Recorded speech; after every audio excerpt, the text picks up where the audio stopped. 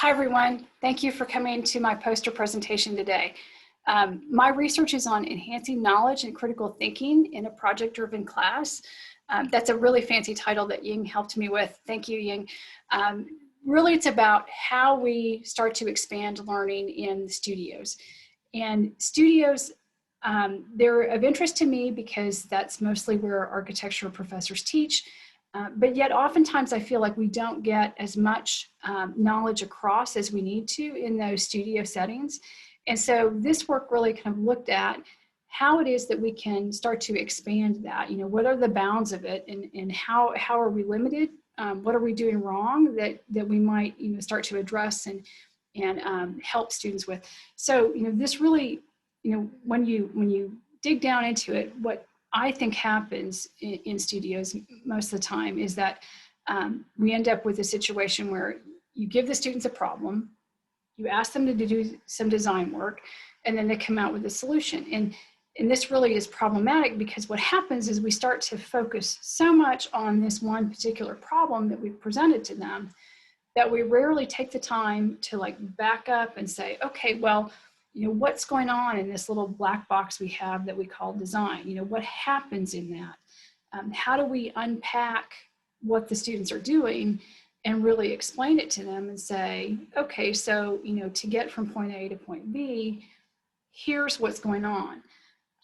We also don't take the time to kind of step back from the whole endeavor and kind of say, okay, so if we're going to look at it in a overarching way, and from the meta level, how can we start to describe what it is that people are doing when they do this work? So this research is trying to get at that. Originally, before COVID, what my plan was to actually talk to upper year students about this and have them be talking with lower level students of early year students about the design process and about design, and seeing how we could get one group of students to talk to another group. Because of COVID and social distancing, and because I was not teaching in studio last semester, that has been revised. And so I'm only actually using upper level students with this. And I presented to them the different ideas about design, both processes and products.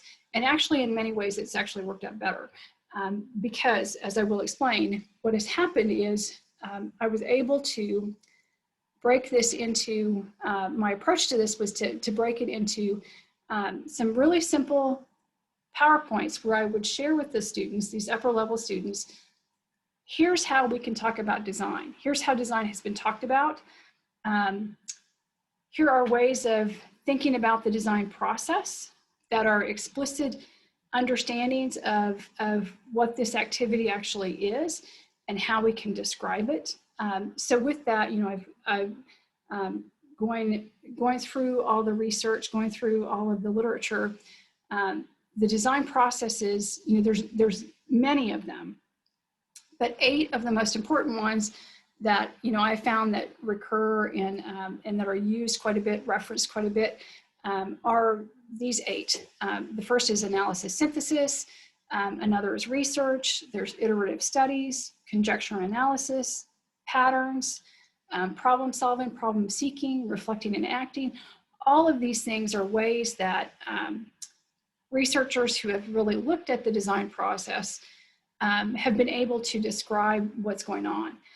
So by doing this, I was able to make explicit what goes on when students are actually doing this design work.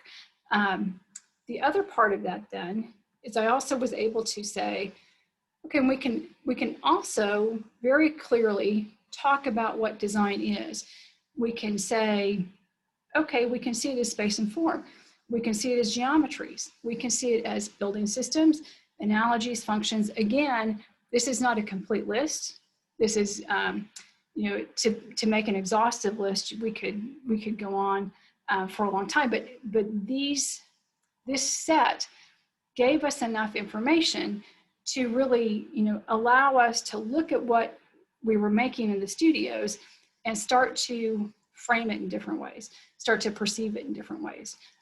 What has come out of this work has been really interesting because, from looking at this kind of general problem design solution, but then understanding it through these explicit ways, the students have been able to step back from it and say, okay, I see what's going on in the work that I do. I can identify with some of these processes. And it's really helped me clarify what I'm doing.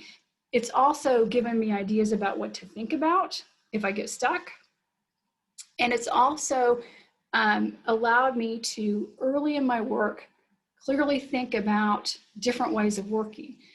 So it has so far had a lot of benefits, I think, simply because it's really kind of opened up ways of thinking for students.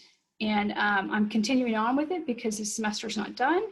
And if you have any comments or feedback, I would be happy to hear them. I'm sorry I'm not there, but thank you for listening. I appreciate it.